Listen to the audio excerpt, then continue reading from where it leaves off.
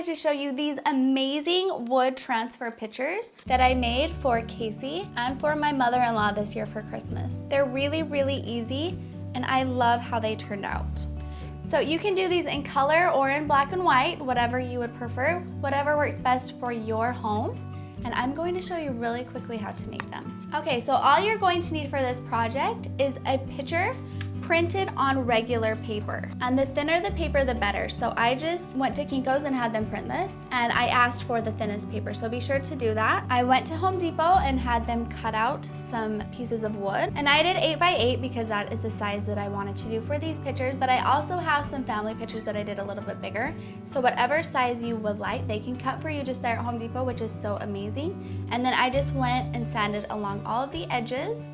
And if you want to dress that up a little bit more, you could paint the edges as well. You're going to need some gel medium, and that is what I used to transfer the ink onto the wood. You're going to need some sponge brushes and your favorite Mod Podge. And while we're talking about Mod Podge, I was amazed when I went to buy Mod Podge last time at Michael's.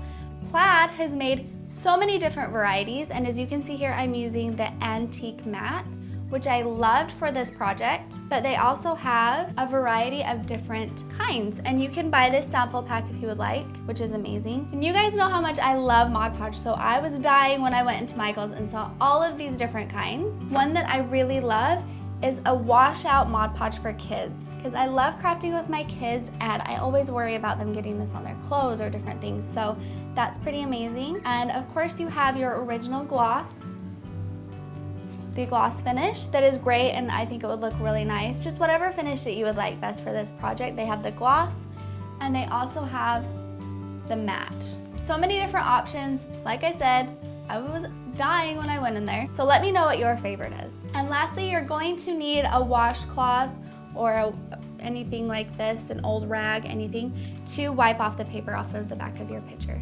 So let's get started. Okay, so to get started, we're going to apply our gel medium. And one quick thing I want to mention is I ran out of this gloss medium, or this gloss gel, so I bought the matte, and I don't like it quite as well. So I suggest getting the gloss gel medium. Okay, and we're just going to put that all over our wood.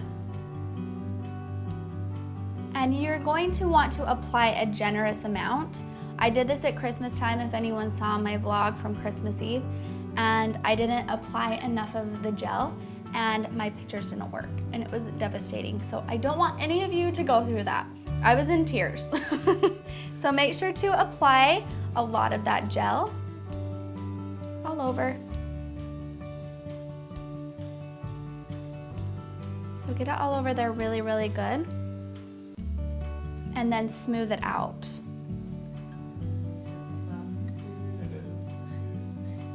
Okay, and once you have that on there really, really well, and you have a lot on there, and it's smooth, you don't want it like too globby, because then you'll be able to see that in your picture. We're going to just turn that around, place that down on your picture where you want it, and then I turn it over, and then just smooth out any bubbles.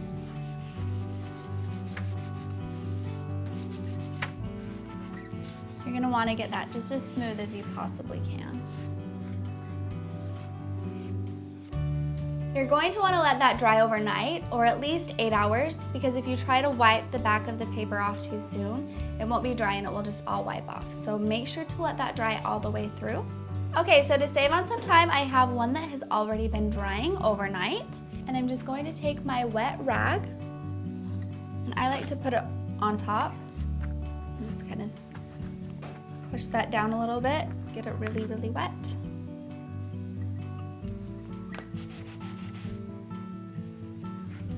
And then you're just going to start scrubbing this paper off of the back.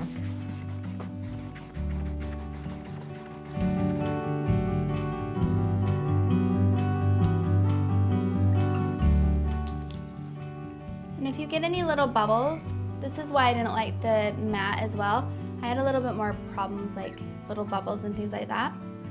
You can just lightly sand that, and we're going to be applying Mod Podge over that.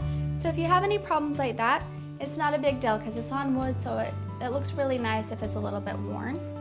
I'm just gonna wipe that off. And then what I did with my pictures was I let that dry for a few minutes, and then I wiped it down again a couple more times just to be sure to get any of that residue left from the paper all the way off.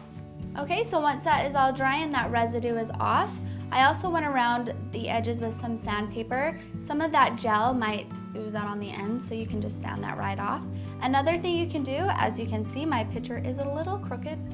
That's okay. You could just touch that up with some paint or whatever you would like. If it doesn't bother you, it doesn't bother me. So I'm just going to go over it with some Mod Podge. And like I said, I love the antique matte for this.